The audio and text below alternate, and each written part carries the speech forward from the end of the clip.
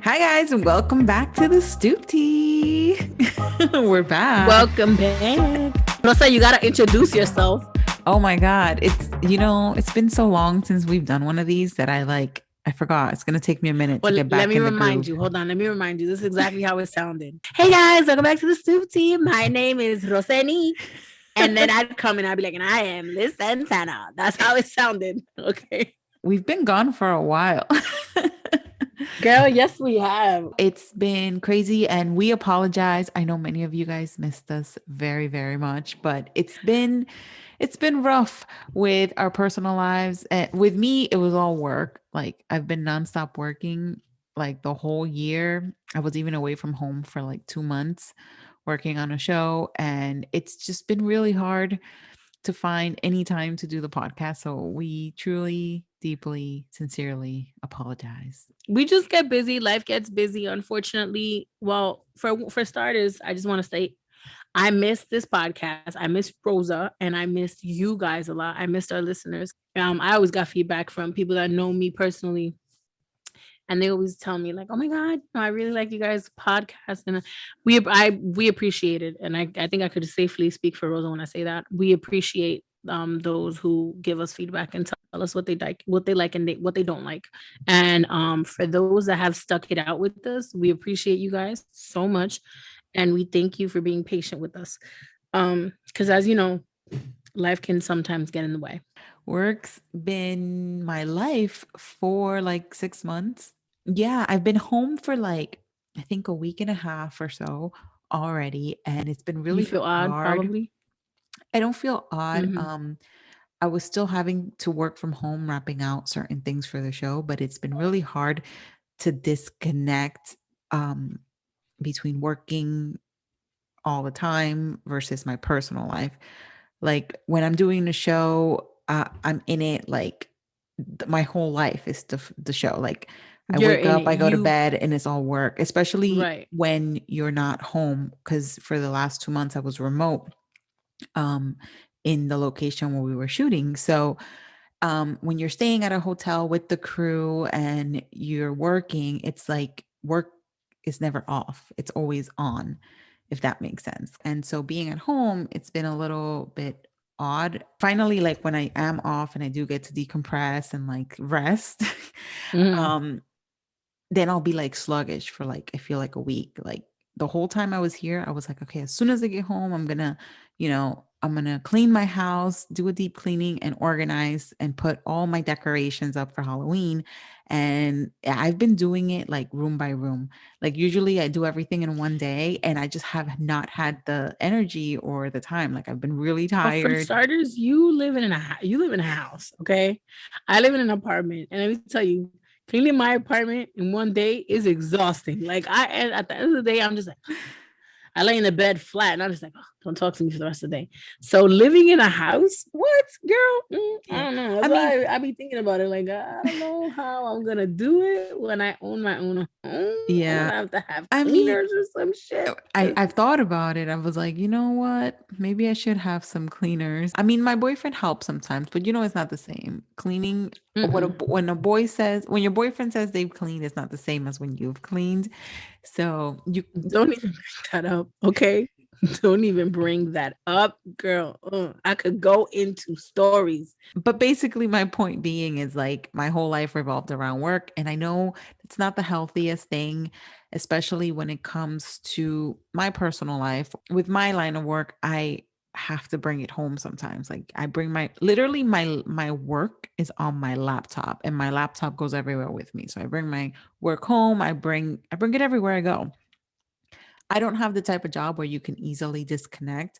Like I know my boyfriend's a firefighter, but it's not like he physically has to bring his home with him. It's not like he physically has to bring his work His home work with home him. with him. And he's Right. really good about like once he's home, it's like he doesn't have to talk about work. He doesn't think about work. Work is non-existent. Exactly. He can easily transition into I'm home, I'm relaxing and I'm Well, that's the chilling. good thing about physical labor. Like, because most of his working is physical labor, right? Like he's a first responder. He once he leaves work, he leaves work. He is physically not there. Although his mind could be at work sometimes if he's home. He's Mhm. not physically like he's not physically working. He's not doing anything that has to do with work at home.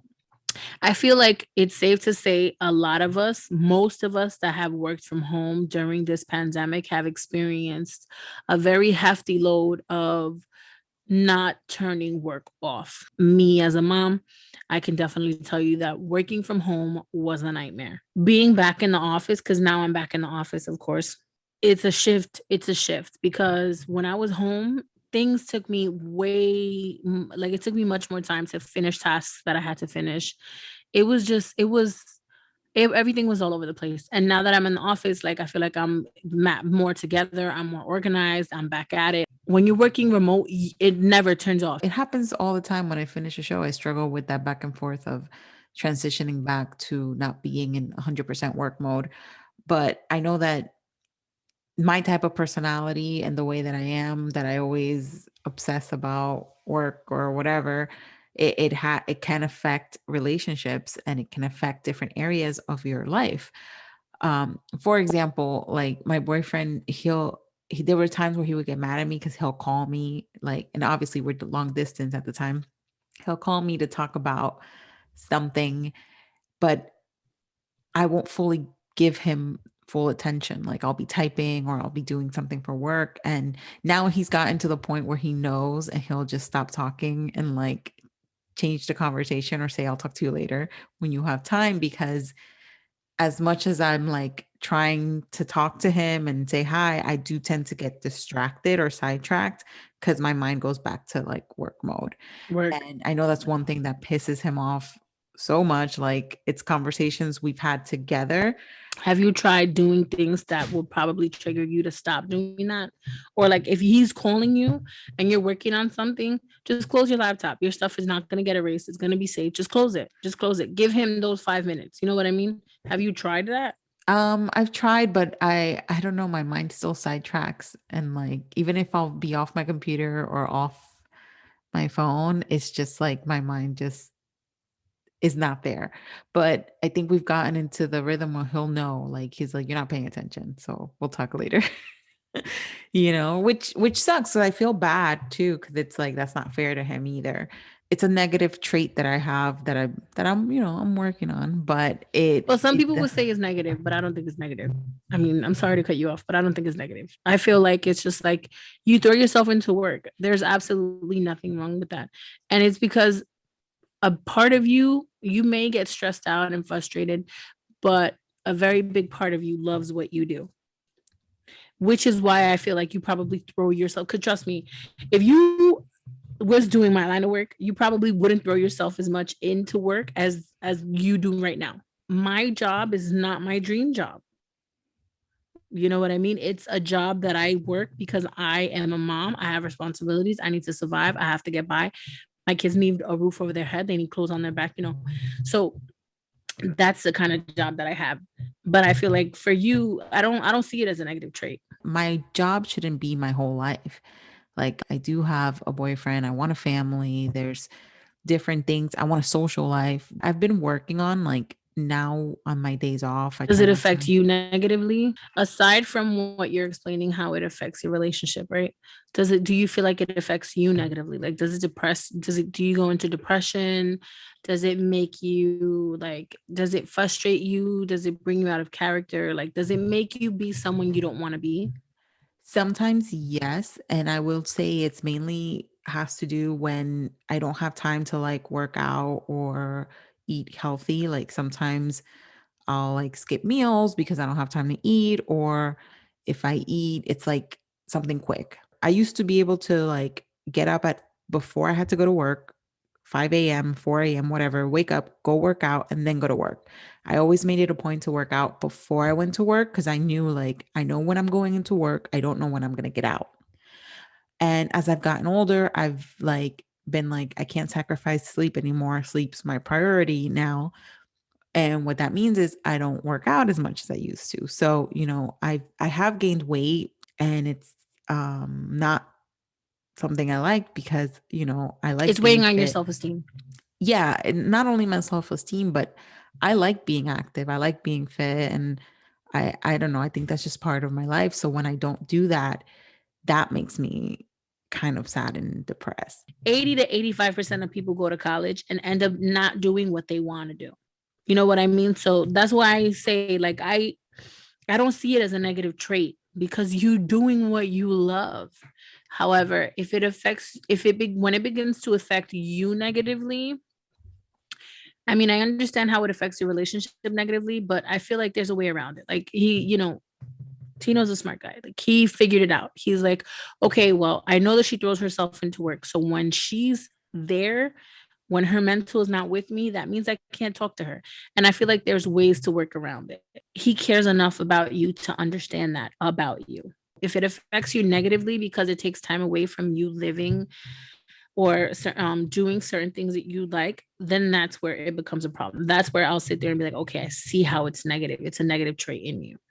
There's meal plans that you can probably do, set yourself up, and all that good stuff. But of course, that's hard if you're staying in a hotel and you're working Yeah, remotely it's from a really hotel. hard. Like I've had people tell me, or friends that are like, "Oh, well, if you do this, you could this will help." And I'm like, "No, because you're not physically there. You don't understand the capacity of what I'm actually going through. You people don't get it, you know?" Right. Because I've had the friends, the ones that try to solve your problems, and they're like, "Oh, well, you should do this and that'll help." I'm like, "No, been there, done that. I've tried it and done it." It And obviously it it's didn't work, you know. yeah, and if it did, it was like worked for a short time or whatever. There's ways around it. Like now I'm Yeah, trying. but at this point, if you're telling me, look, I used to do this. I used to get up at 5 o'clock in the morning, and I used to be able to go run, and I used to be able to meal prep, but now I can't because I'm getting older, and I'm like more. I can't take this sleep deprivation. It's not just me that feels this way in my line of work. I see it with different women, men who work in this field. A lot of the things that they say are kind of similar. So, at what point do you feel like, is it the job itself that needs to change, or is it the people? Personal problems are always going to be with people, right? Because you always have that certain group of people that will sit there and be like, oh no, the moment I walk out my house, my problems stay there. No, they don't. Stop lying. I hate when people do that. I be just be looking at them like, you lying. That's not true. Your problems will always be with you because you think about it, or there'll be like you crosses your mind, or while you're working, you remember, oh shoot, I gotta go. Especially if like you're a parent or whatever, you're like, oh shoot, I gotta make sure I get out on time because blah blah blah. I gotta go pick up the kids, whatever it is. But if you're telling me that there's people that they're in different situations, probably all different age, like from all different age groups, and they're going through the same thing, then yeah, you're right. I'm with you on that again. Then maybe it's the line of work that you have. Is it the person yourself, or is work getting so demanding, so stressful that it's actually affecting your mental health or affecting your personal health? We just went through and we're still in this pandemic. So I feel like everybody is going through this whole of things between this pandemic and everything else. We also just we're just trying to get out. Some people, most for the most part, are just getting out of working from home. You know what it is to be a year at home with your, like, let's just, with your kids, with your personal loved ones, like there being no separation there. That's that's hard work within itself. Like that is 100% living in your drama, personal drama, no matter what, all the time. Like that's crazy. 24/7. 24/7. You ain't no going to the office and forgetting about you. No, no, no, no. This is living it full blown in your face 24/7. That's why you heard so many people getting divorced during this COVID-19 stuff, because people were just like, nah, you know what? I actually realized I don't like you. What made this work was that I was away from you for most of the day. Like I mean, you don't. So that's number one. Number two is having to reintegrate into society. Believe it or not, that is an unspoken stress that people do not realize is very frustrating. Reintegrating back into society is having to relearn how to be around people, having to relearn how to work with people, having to relearn boundaries, having to relearn everything. Like I feel like that also takes a toll on people. Remember, your best friend was a 2-year-old for the past year. Now you're out there. Now you actually have to work with people. And that's unspoken stress that we don't realize is there. Now having to work 24/7, now being pulled out of what you got used to being, like in an environment that you got used to being, to be pulled into a hotel room, to be doing the same thing you were doing at home, except in a hotel room and never leaving that hotel room.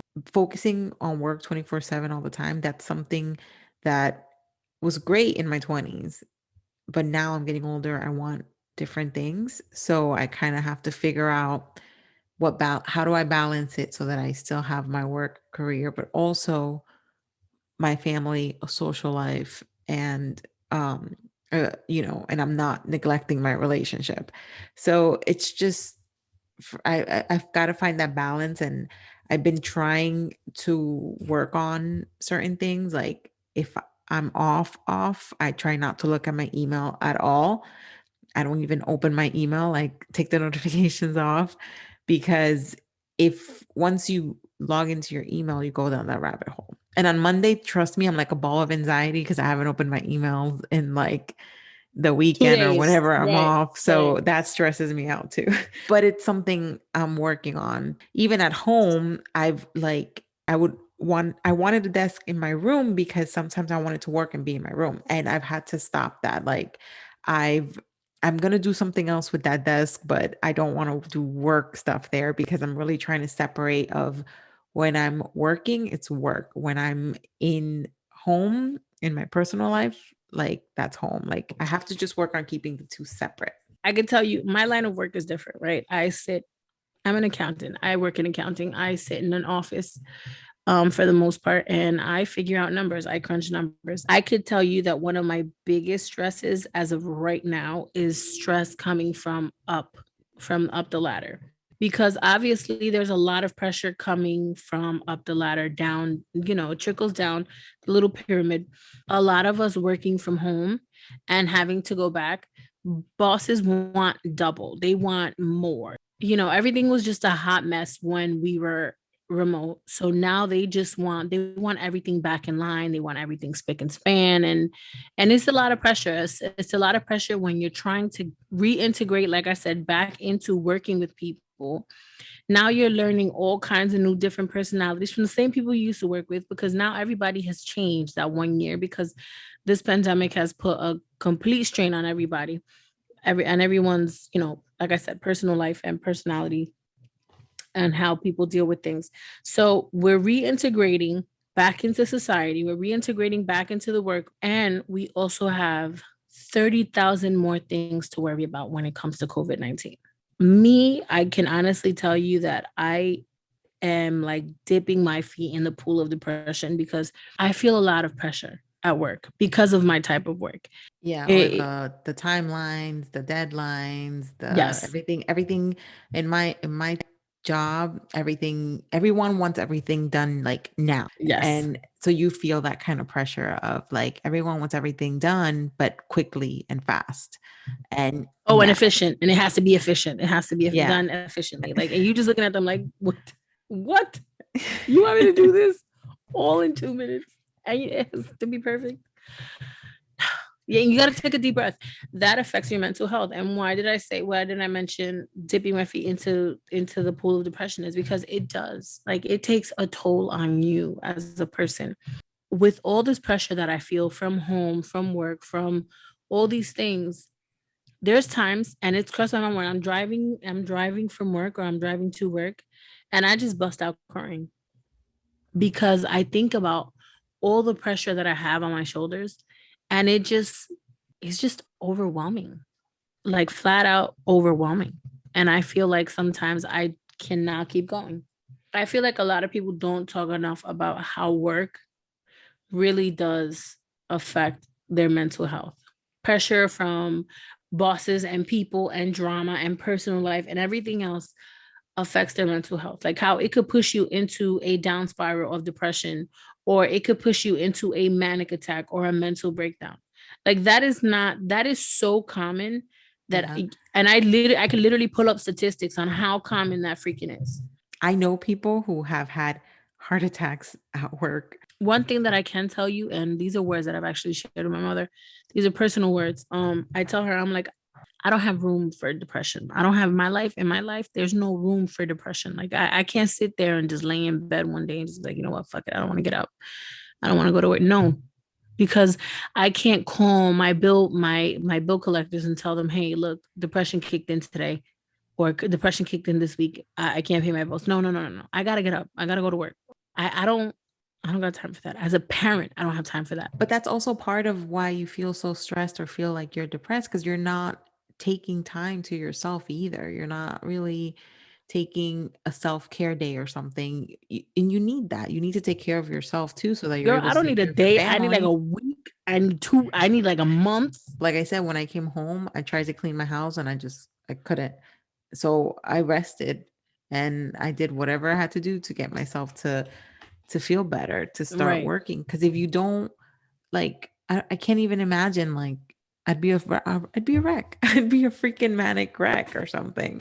Let me tell you something. It is hard. It is very hard. Like there's times where I cannot, I physically do not, I cannot physically roll out my bed for like the first 20 minutes of my morning. I physically cannot get up.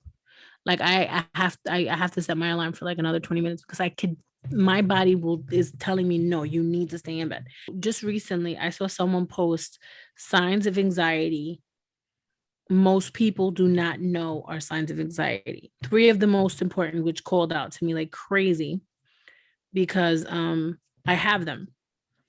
First one is constant body ticks. I'm constantly ticking, like my leg. You can't see it, but if I'm anxious or I'm stressed or I feel like my leg is constantly like moving. I'm constantly moving. Another thing is fatigue. Constant fatigue. I have constant fatigue, mood swings, irritability. Like you, sometimes I don't even know why I'm irritable, and I'm irritable. That was another one.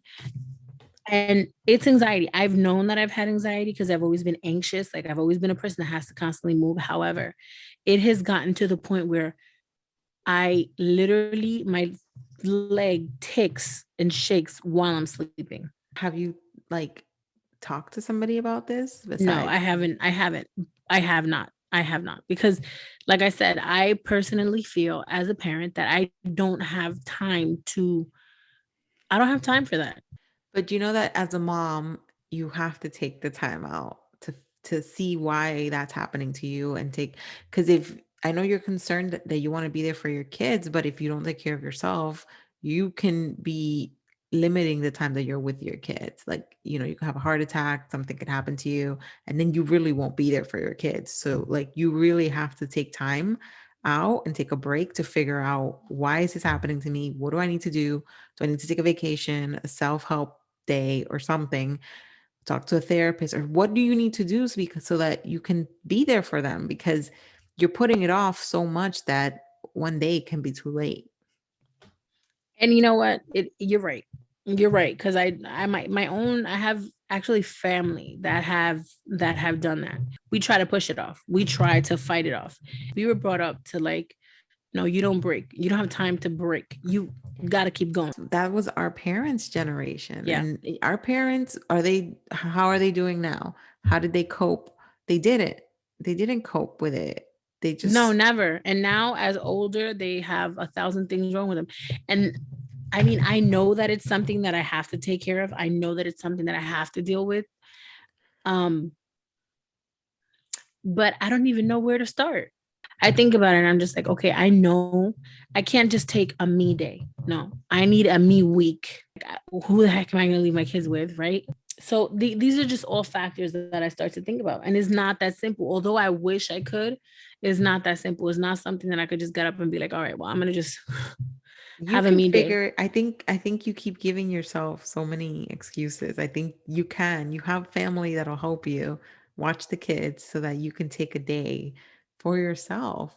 Like That's maybe just it. I'm telling you, I'm clearly telling you that it's not a day that I need a week. I need a week of shutting everything. And when I mean shutting everything, I mean turning off my phone, not talking to anyone, shutting out society completely. Just being in my own world. I need that. Why I don't you need that. try start minimal, like on your days off? If you have, do you get 2 days off in a row? Yeah, I do. I do. So if you get 2 days off in a row, take one day. Start by taking one day where you're like, Mom, I need you to watch the kids or something. I need a me day or something. I know you're gonna want to have your phone on you because you're a mom, but put it on silent mode, or there's ways now on your phone that you can put it on silent mode, do not disturb mode, so that you're not bothered. You're gonna have to eventually start small. I know you say you need a week, but maybe just start by giving yourself one day a week, or half a day in a week But where you now I'm gonna ask you this. Now I'm gonna ask you this, and I appreciate before I continue, I want to tell you that I appreciate your advice. But tell me, do you think that you could see yourself doing the same thing? if you're feeling like you're depressed, you're gonna have to. I've had No, to no, no. I'm start saying doing it. you. Would you have to do you can you see yourself completely? And I mean, I know that you live in the same household as your boyfriend, but can you see yourself completely shutting everything out, everyone out? Can you do Yes. that? Yes, I can easily do it, to be honest with you. Like I did it when I came back. And it was hard, yeah, because I want to look at my phone all the time, check my emails all the time. But you can't. Like you have to take the time off for yourself. You're right. You're right. I do have to make time. I have to just shut everything out and everyone out and just get it together.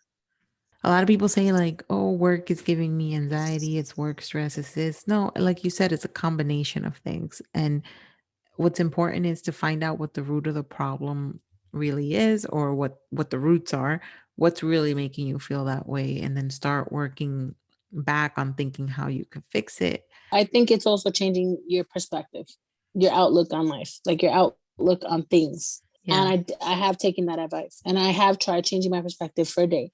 And it does work. Yeah, and we wanted to talk about this topic because we got really vulnerable. Like it's hard for us to like share a personal life. I know for me it is, Yeah, but it is. it's a podcast that we want to be vulnerable with you and just talk about things that people are feeling but don't have anyone to talk to about them. I know that so many people are going through anxiety, stress, depression, whether it's at home or in the workplace right now. And I think that it's really important to find someone that you can talk to or vent to. Like we haven't spoken to each other in a really long time because, Yeah. we haven't done the podcast and we've been working and stuff. So I think even for both of us, I think today might have been help or therapeutic, like for us to not Be able only, to talk about it. yeah, not only did we vent, but we kind of gave each other advice. I know unfortunately a lot of people may not have someone that they can confide in or talk to, Or at but least have that comfort level with. yeah, but there are resources that can help you. I know a lot of jobs have HR departments or have different programs where people can reach out to get help. I know that's one thing that when I was wrapping up this show, I actually got an email from one of our bosses sharing, saying, I know we know that people go through a hard time, or we know that there are certain topics on the show that we cover that are sensitive. And if you guys ever feel like you need to speak to somebody, reach out. And then they put like the names and emails and contact info of the people you could reach out to. So there are programs that have those resources to help you. My mom always says that too. My mom's like, "Oh, there's always someone that you could talk to. There's always someone that works above that person." You know what I mean? And then if your job doesn't have the resources to talk, or you don't feel like you can talk to anybody at all, you can always talk to us. Yes, please. You could reach We out to us through Instagram, YouTube, or wherever, whatever your choice is. or our Send us email, an you could shoot us email. the email, right? No, we laugh about it, but we really do mean that from the bottom of our hearts. As a group of human beings that go through day-to-day problems just like you guys do, we understand. that sometimes you need someone to talk to, and sometimes, and there's people that don't have that out there. You don't have that comfort level. So, and if we could be that safe place for you, and we can be that safe haven, that for me is more successful than anything in the world. So please, guys, if you need to talk to someone, or you want to vent, or you need advice, please reach out. You can message us on our Instagram at the Stoop Tea. You could also send us the email, Rosa, at ask us, right? Ask us at stooptea.com. There we go. Thank you guys. And we hope you guys have a wonderful day. And we'll see you soon with other episodes. We love you. Bye, guys. Bye.